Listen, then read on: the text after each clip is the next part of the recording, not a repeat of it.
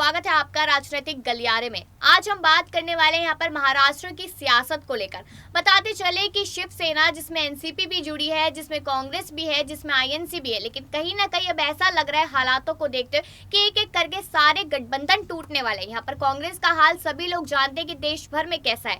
INC कहा है कहा नहीं, किसी को मालूम नहीं। रही बात एनसीपी की, तो एनसीपी यहाँ पर यानी कि शरद पवार, उनकी बेटी सुप्रिया सुले भी कहीं ना कहीं दूसरी पार्टियों की तरफ झुकाव करती नजर आ रही है। तो अकेले बचे तो सिर्फ और सिर्फ उद्धव ठाकरे, क्योंकि उद्धव ठाकरे के अगेंस्ट में भी बहुत सारे लोग मौजूद है। तो सवाल यहाँ पर बहुत सारे आ जाते हैं, क्योंकि महाराष्ट्र के चुनाव बेहद नजदीक है, राष्ट्रपति चुनाव बेहद नजदीक है, विधानसभा चुनाव बेहद नजदीक है। तो सवाल ये आ जाते हैं कि आखिरकार क्या माना जा सकता है कि शिवसेना के टूटने के आसार बेहद नजदीक है? क्या माना जा सकता है कि यहाँ पर शरद पवार उद्धव ठाकरे को एक बहुत बड़ा धोखा दे सकते हैं, या फिर कहे ऐसा कि यहाँ पर शरद पवार जल्दी बीजेपी का दामन थामते नजर आएंगे? क्योंकि जब भी बात शरद पवार और बीजेपी की जाती है तो कहीं ना कहीं लोगों का मानना है, जनता का मानना है कि शायद शरद पवार आने वाले टाइम के लिए एक बेहतरीन फैसला ले सकते हैं, एक बेहतरीन उम्मीद कर सकते हैं आने वाले टाइम के लिए अपनी बेटी सुप्रिया सुले तक के लिए। तो इन्हीं सारी चीजों को लेकर आज हम चर्चा करेंगे। हमारे साथ दीपक यहाँ पर मौजूद है, तो स्वागत है दीपक आपका। लगातार हम महाराष्ट्र को कवर कर रहे हैं। महाराष्ट्र में हम देख रहे हैं कि एक के बाद एक नया बवाल लगातार सामने आता है, लेकिन अभी यहाँ पर बात हो रही है राष्ट्रपति चुनाव को लेकर, जिसमें एक बैठक की जाने वाली थी, जिसमें कांग्रेस पार्टी भी थी, ममता बनर्जी भी थी और भी बहुत सारे नेता थे। लेकिन कहीं ना कहीं यहाँ से बीच में से खबर निकल कर आती है कि शायद राष्ट्रपति पद के लिए जो यहाँ पर कांग्रेस पार्टी है यानी कि सोनिया गांधी है, वो शरद पवार को आगे करेगी। लेकिन शरद पवार उनके साथ जाने को राजी नहीं है। वहीं पर एनडीए को लेकर बात आती है, जिनके पास पूरे देश भर में काफी बड़ा बहुमत है। तो शरद पवार का जो रुख है वो कहीं ना कहीं बीजेपी की तरफ दिखता है। तो इस चीज को लेकर आपकी क्या राय है यहाँ पे कि अगर शरद पवार एक बारी को ये सोचते हैं कि वो बीजेपी की तरफ जाए और उन्हें राष्ट्रपति पद मिल जाएगा, तो क्या वो ये सही सोचते हैं कि यानी कि हम माना जा सकता है कि वो उद्धव को एक बड़ा धोखा दे सकते हैं? जी देखिए, बात तो धोखे की नहीं आती, बात आती है कि क्या वायदे पहले किए गए थे, कितने पूरे हुए और कितने वो झुटलाए गए। राज्यसभा चुनाव उसकी हकीकत सबने देखी। जितने बड़े वादे उद्धव ठाकरे ने किए थे वो सारे वादे झुटला दिए गए और बीजेपी की बहुत बड़ी जीत हुई। तो वहां से एक नजरिया मिल चुका है, एक नेतृत्व मिल चुका है शरद पवार को भी कि उनको आगे का नजरिया साफ रखना, अपनी बेटी के लिए भी, अपने राजनीतिक करियर के लिए भी। क्योंकि उद्धव ठाकरे तो चौतरफा फंसे हुए इस समय। कांग्रेस ने भी उन पर कई बड़े आरोप लगाए थे जब राज्यसभा चुनाव हो रहा था, उससे पहले भी। तो यही चीज एक कड़वी हकीकत है जो उद्धव ठाकरे को इस समय पूरी तरीके से झुकने के लिए मजबूर कर रही है और शरद पवार को उनको हटने के लिए मजबूर कर रही है। बात रही यहाँ पर मुख्यमंत्री, यहाँ पर किस तरीके से बड़े चुनाव को लेकर, जब कोई बड़े पद की बात आती है, शरद पवार की बात आती है राष्ट्रपति चुनावों को लेकर, तो ये एक अलग मसला आता है और इस मसले पर सभी की निगाहें होती है, सभी देशवासियों की निगाहें होती है कि किस तरीके से एनडीए यहाँ पर अपने किन किन कैंडिडेट को उतारेगी। शरद पवार को देखें तो बहुत राजनीतिक मतलब दावपेच में माहिर भी हैं और अच्छा कर भी सकते हैं, हर कोई जानता है इनकी काबिलियत को। लेकिन शायद उद्धव सरकार के साथ रहते हुए कहीं ना कहीं फंसे और बंदे मजबूर फील करते होंगे अपने आप को। राज्यसभा चुनाव के वक्त भी सबने हकीकत देखी थी, क्योंकि जो एक नतीजा रहा था ये अग्नि परीक्षा थी, इसको पास नहीं कर पाए उद्धव ठाकरे। और शरद पवार को लेकर पहले ही सवालात थे, क्योंकि गठबंधन पहले टूटने की कगार पर था, बच गया था।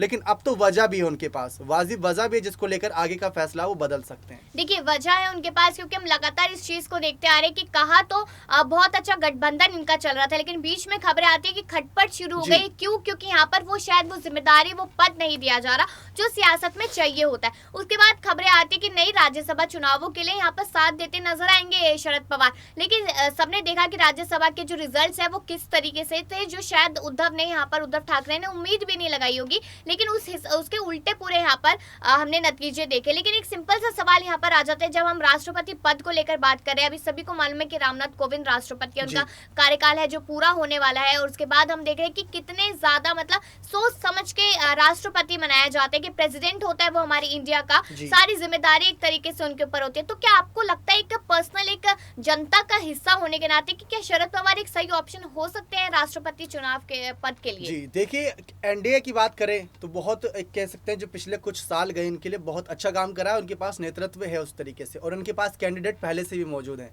रही बात शरद पवार की, अगर एनडीए में शामिल होने की, तो राष्ट्रपति चुनाव ना सही लेकिन आने वाले वक्त में इनको कोई बड़ा पद मिल सकता है। ये एक हकीकत है जो शरद पवार खुद कबूल करते नजर आ सकते हैं। तो राष्ट्रपति चुनावों के लिए एनडीए ने भी अपने कैंडिडेट तैयार कर रखे होंगे, क्योंकि अलग अलग जगह से, अलग अलग पार्टियों से जो कैंडिडेट आएंगे उनका सामना करना है एनडीए को, तो उसके लिए उन्होंने पहले से ही तैयारियां कर रखी होंगी।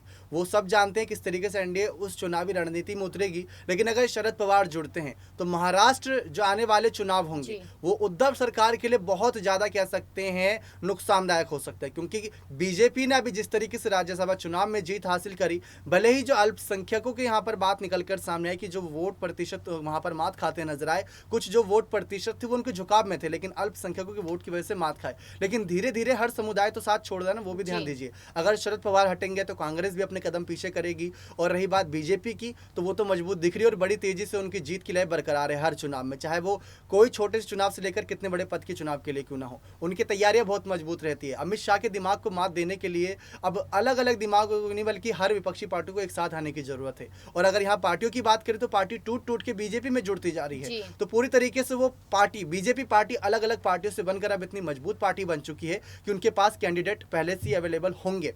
लेकिन रही बात शरद पवार की, फिर से वही कहना चाहूंगा कि जिस तरीके से उद्धव सरकार के साथ जुड़े हुए थे, लेकिन शायद उनको वो कामयाबी, वो एक ओहदा नहीं प्राप्त हुआ जिसका वो हकदार है। जितने लंबे राजनीतिक सफर को उन्होंने तय किया, वो नहीं चाहेंगे कि आने वाले वक्त में उनकी बेटी भी कुछ वैसे ही सर्वाइव करती नजर आए। जी, जिस तरीके से अब हम देख ही रहे कि शरद पवार भी कहीं ना कहीं पार्टी से कटते जा रहे हैं। कांग्रेस का हाल सभी को मालूम है, आईएनसी पार्टी कहाँ है कहाँ नहीं, किसी को कुछ मालूम नहीं उस पार्टी के बारे में। तो कहीं ना कहीं दीपक ये सोचा जा सकता है कि आने वाला टाइम जो है कि राज्यसभा के जो हमने चुनाव का रिजल्ट देखा उसमें कोई दो राय नहीं है, तो क्या माना जा सकता है इस चीज को लेकर, क्योंकि जनता की मांग भी लगातार यही है उद्धव ठाकरे से कि इस्तीफा दे।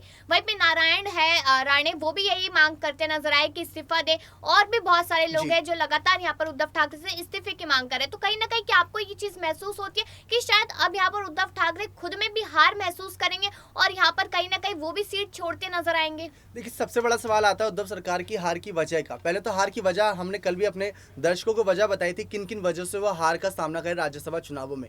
राज्यसभा चुनाव एक ऐसी कड़वी हकीकत होती है विधानसभा चुनावों से पहले, जो सबको ये बता देती है कि आने वाले वक्त में आपकी तैयारियां कितनी भी है। अलग अलग राज्यों में अगर देखा जाए, सबसे ज्यादा बातें राजस्थान से और कई अन्य राज्यों से भी उठकर आई थी, लेकिन वहां पर उन्हीं पार्टी की जीत हुई जिनसे उम्मीदें लगाई गई थी। उद्धव सरकार शिवसेना यानी ठाकरे परिवार से ताल्लुकात रखते, लंबे समय से महाराष्ट्र की राजनीति में सक्रिय हैं, तो इनको वो ओहदा, वो जो इनका सम्मान है, बरकरार रखना चाहिए था। लेकिन कुछ कारणों की वजह से झुकते नजर आए। वो कारण हमारे दर्शक अच्छे समझते हैं किन कारणों की वजह से, लेकिन उनको सही से टैकल नहीं कर पाए। वो वजह बहुत छोटी थी, लेकिन भाजपा बहुत बड़ी पार्टी है, इनके पास पूरा एक बहुमत है, पूरा जन सैलाब है, तो उसका आने वाले वक्त में अगर इस्तीफा नहीं भी देते हैं, शायद वो जन सैलाब इनके खिलाफ भारी पड़ता नजर आएगा। और खुद ही ये जो बड़े पद पर इसमें विराजमान है, बड़ा पद इनके पास है, बड़ा ओहदा इनके पास है, शायद वो हटता नजर आए। ये आने वाला वक्त बीजेपी की जिस तरीके से लहर देखने को मिली वो बताता नजर आ रहा है। जिस तरीके से आपने कारणों की यहाँ पे बात की, तो मैं वो कारण भी जरूर यहाँ पे बताना चाहूंगी। जो सबसे पहला कारण है वो कांग्रेस पार्टी का ही है, क्योंकि जब बाला साहब ठाकरे जी थे, जो आज हमारे बीच में इस दुनिया में नहीं है,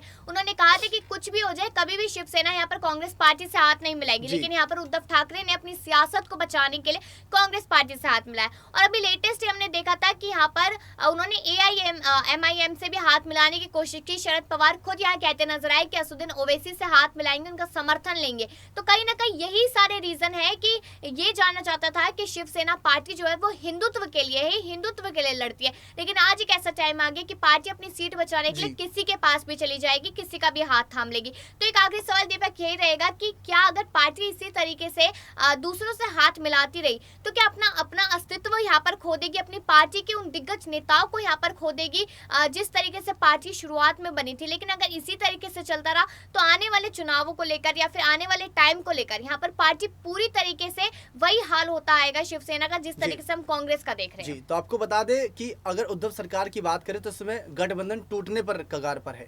जुड़ने की तो बात खैर छोड़ ही दीजिए, क्योंकि हार हो रही है तो इनसे कौन ही जुड़ना चाहेगा, ये कड़वी हकीकत है।